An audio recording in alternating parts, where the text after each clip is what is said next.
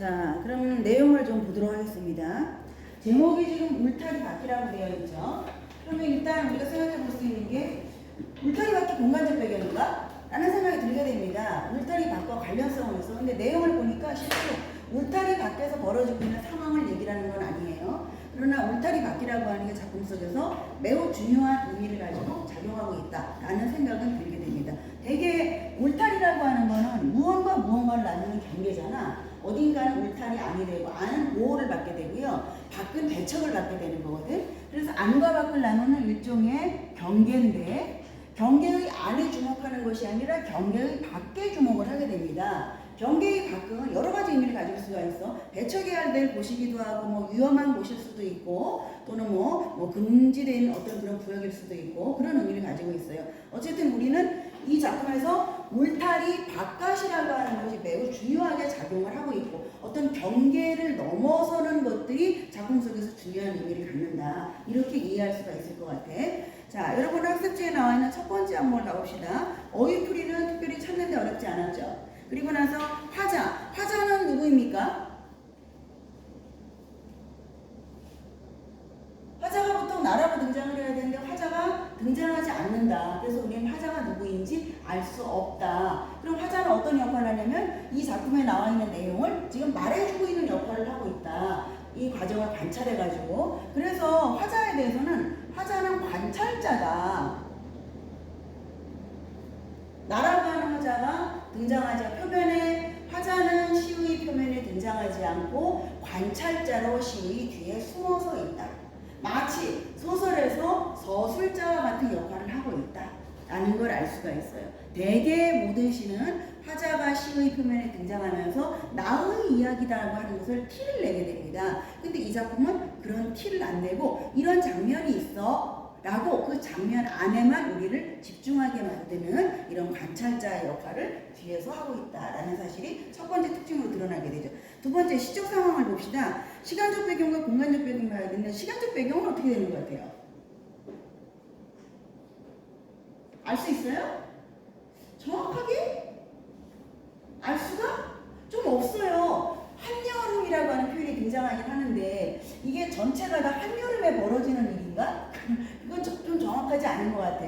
뭐 화초를 심는 건 보통 봄에 심지 않겠어요? 뭐 여름에 심지는 않을 것 같고. 그래서 어쨌든 겨울이라고 하는 상황은 아니야.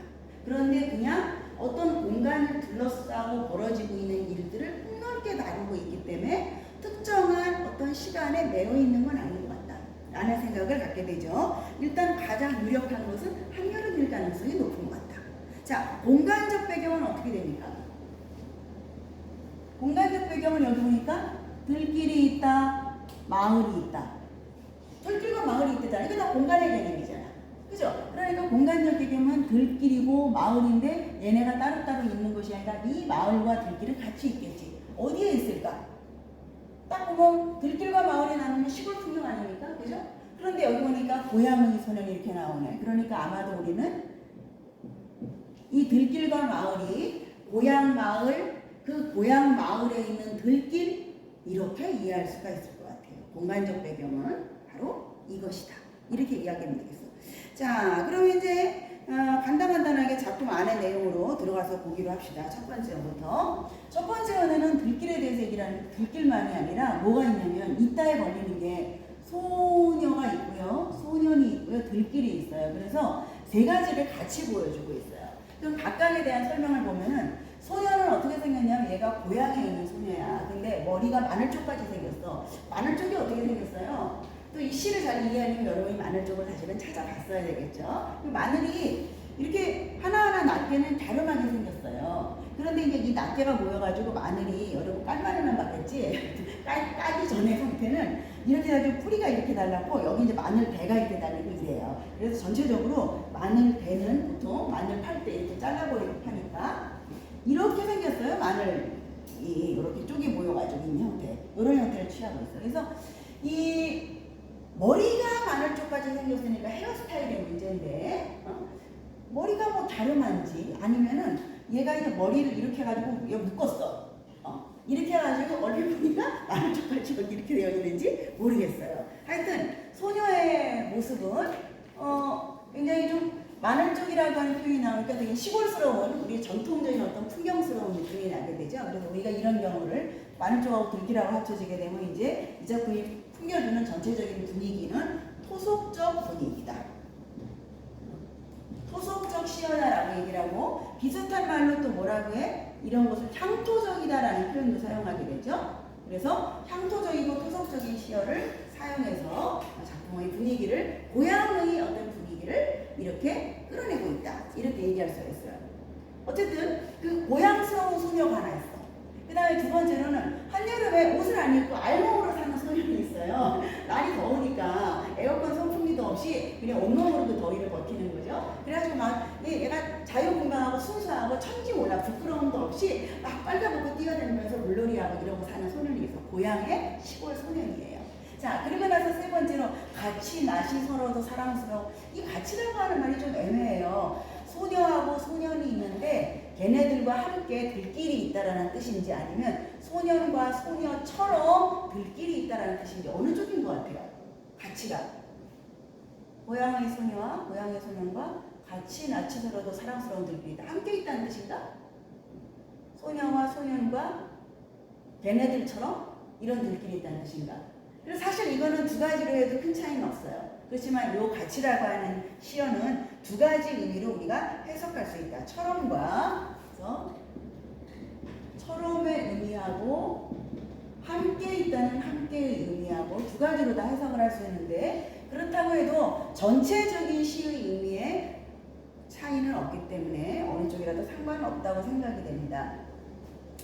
들길은 사랑스럽습니다. 낯이 서러도 사랑스러워. 그러니까 많이 보지 않아서 익숙하지 않아도 그냥 한 번만 봐도 너무나 사랑스러운 그런 들길이 있다. 그러니까 고향 마을 분위기 매우 굿 이렇게 얘기하면 되겠죠. 두 번째로 가보자. 이 들길에 그 길은 들길이겠지. 이 들길에 아지랑이가 피듯 태양이 타듯 제비가 날듯 길을 따라 물이 흐르듯 그렇게 네 가지 현상을 연결시키고 있어. 이런 것들이 벌어지듯 그럼 그렇게 어떻다는 거야. 이것들이 하듯 그 다음에 나오는 표현이 천연이라고 하는 거예요. 천연이는 밑에 나오죠. 꾸밈없이 즉 자연스럽게.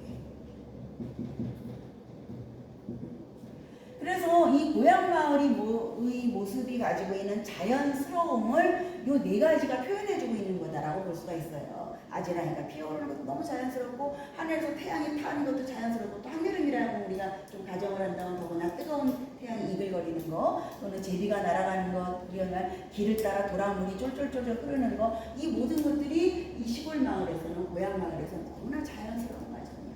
의미가 가해지지 않는 자연이라고 하는 거 그거잖아. 그래서 그 자연스러운 과정 속에서는 여기 이제 소년과 소녀는 사람이잖아. 나머지는 전부 자연이거든요. 그래서 우리는 이 고향 마을이 전체적으로 이렇게 보면은 사람도 자연스럽고 자연도 자연스럽고 모든 것이 어떤 자연의 순수함 속에 같이 어우러져 조화를 이루고 있는 아름다운 마을이구나 라는 게 머릿속에서 떠올랐나요?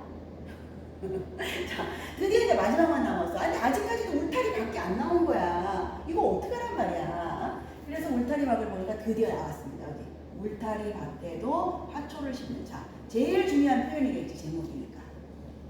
우리는 이 문장에 그럼 주목을 해야 돼. 울타리 밖에 화초를 심었다. 자, 요 부분의 마지막에는요. 마을이 있다, 마을이 있다, 마을이 있다 해서 이 마을의 모습을 세 개의 행에 걸쳐 설명을 해주고 있습니다. 들길이 있고요. 그 들길과 같은 그런 분위기에 그 들길이 있는 마을이 있어요. 그 마을의 세 가지. 맨 아래에서 보자. 이 마을은요. 밤에는 더 많이 별이 떠요. 그러니까 이제 인위적인 그 가로등이라든가 이런 별을 가리지 않아. 별빛을.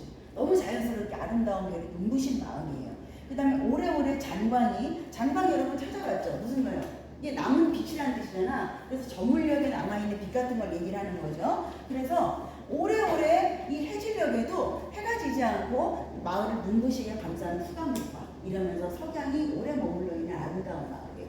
두 개는 설명이 필요 없다. 너무 아름다운 마을이지. 그러면 이것만 남았어. 울타리 밖에 화초를 심는 마을. 문장의 구조가 유사하면 의미도 유사하다. 문장의 구조가 같잖아. 그럼 이거 좋은 뜻, 나쁜 뜻. 지금까지 아름다운 마을 얘기했으니까 당연히 이것도 뭐야? 아름다운 마을이에요. 문장의 구조가 같으니까. 그럼 울타리 밖에 화초를 심는다는 건 무슨 뜻일까? 나는 뭔가 짐작이 간다.